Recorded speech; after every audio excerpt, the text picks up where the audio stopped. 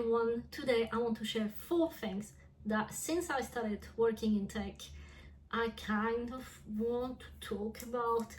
There are 4 of the biggest disadvantage that working in tech has, and I thought, you know what, let me share my experience, let me share my gossip, I guess, with the rest of you, and I wonder if you think the same or have you been in that situation. Let's go! So there are 4 of them. The first one we're gonna talk about is that there is still a lot of old-minded companies. I guess you could say that it's the case in a lot of fields, but again, not only no tech, so sorry. So what do I mean by old-minded companies? There are some fields, if you work in the tech department, but I guess in all of them. So, for example, finance, for example, insurance, they are a bit, I don't want to be rude, but it's not there yet for some things. What I mean by that is that, for example, it's mostly, let's be honest, white male from a certain category of age, of geographical place. For example, where I work, yeah, it's mostly white guys from between 25 to 55, mostly coming from middle class, and yeah, you might be aware that I'm not really fitting into the description. Not only a woman, surprise, I'm a foreigner, I was not born in the UK, in case my accent is not obvious enough, and yeah, sometimes it's a bit, can't really relate to the stuff that they talk about, right?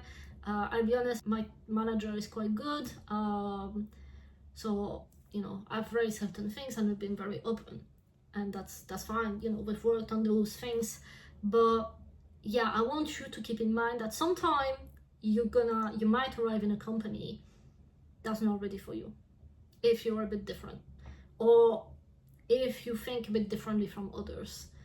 What I mean by that is that, yeah, a lot of people work at those companies very much prioritize their work, right? And I'm not, you know, trying to generalize everyone, because that's not right, but usually have, you know, a spouse that work at home, or that like doesn't work and take care of the kids, and then you end up not really having many women, which is a tech problem.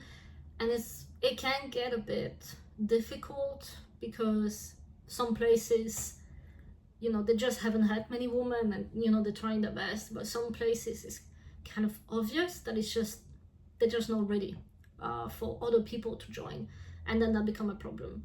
But I need you to understand as well that some places that they're just not meant to work, right?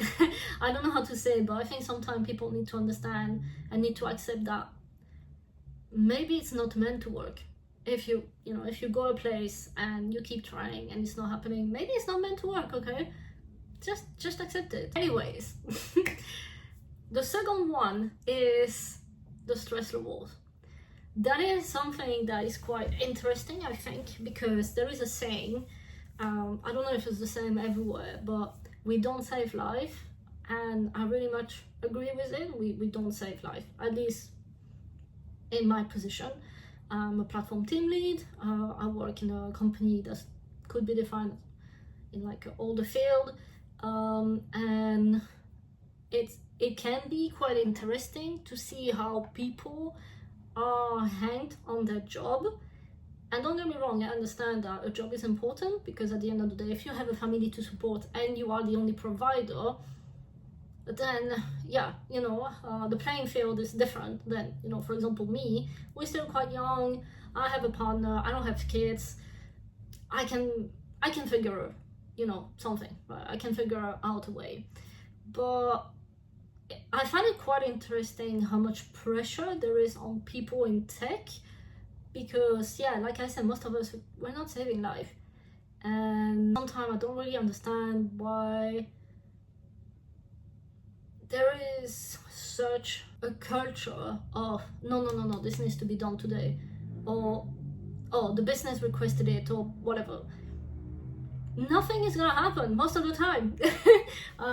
No one is 95% of the case of companies working or people working in tech, nothing is gonna happen if it can wait to tomorrow. I swear to you. But it's starting, well, I was gonna say it starts to become better nowadays, but we are going through a bit of a kind of recession in tech, at least in the UK, and I feel like a lot of companies are kind of trying to go back to like kind of crunching employees. So it's a bit not funny, but we'll see the trend. Yeah, we'll see where the market is going as well, right? The third one is that kind of linked to what I said. Some companies will push you too much, okay? Most companies will push you as far as they can push you. What I mean by that, what I'm trying to say to you, is that it's really important that you learn boundaries, because if you don't learn boundaries, the company will push you as far as they can. For example, I always made it quite clear in the roles that I worked in that I didn't want to work overtime, right? And if I worked overtime, I wanted to be compensated for it, either in money or in time off in lieu. Time off in lieu is essentially if you worked overtime, or for example, a Saturday, you'd get the time off in place of that time. So for example, let's say you worked a Saturday, you would ask to have another day off instead.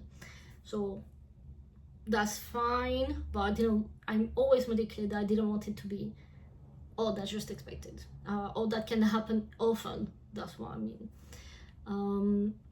Therefore, from the moment that I said, hey, I don't really want to do this meeting later than my work hours, at the beginning, yeah, they were like, oh, come on, it's just like once or twice. Cool, okay, maybe it's once or no. If obviously I'm gonna be honest, there have been situations where I've had to do overtime, but I can count them on my hands, okay? Because from the moment that I was clear with my boundaries, the companies had no choice, right? I mean, yeah, they could have, told me, oh, bye-bye. And I guess maybe some companies are gonna do that, but honestly, do you really want to work for those companies? I guess they pay a lot of money, they better be. If they're not, then thank you. But yeah, yeah. No, thank you. Next. Fourth one is UK salaries in tech, maybe in general. They're kind of not as great as the US one. What I mean by that is that, so a platform team lead, anything I would say that's kind of senior in software engineering or DevOps engineering can go between 70k to 120,000, right, in the UK. In the US, in most places, it's going to be double. And I do agree that there is a lot of cost of living is quite crazy, especially in New York and San Francisco, that kind of thing. But it's not gonna be just double at that point, it's gonna be triple. Like, I don't know if you've seen those YouTube videos of like, oh, I'm a software engineer and I make like, there is a lot in stock option, okay, but I make like 200 just in salary, and then they have like stock option of like 200k on top. And it's like, okay, cool. And yeah, I do know that life there is a bit different. Most of the time you have to pay for your own medical insurance, but some companies pay it for you. And obviously the cost of certain things, like coffee, is like $7 or something at Starbucks. I don't know. I mean, you could say you don't have to go to Starbucks, but anyway, I don't know the others, right? And yeah, I think it was compared, the cost of living London compared to, let's say, New York was not, yeah, you don't live the same, let's say here on a 100k salary, than you live on the comparison, right, in New York, I think. So that sucks a bit, but at the same time I wouldn't want to move to the US, so you do what you want with that information. Right, so those are the 4 cons of working in tech in the UK, in London. I hope this was useful. I think this was more like a kind of chill. I didn't really have a script for this video, so hopefully I didn't rant or ramble too much. I'll see you guys next time. Let me know if you want me to talk about anything. I'll be happy to chat away. And yeah, talk to you guys soon. Bye bye.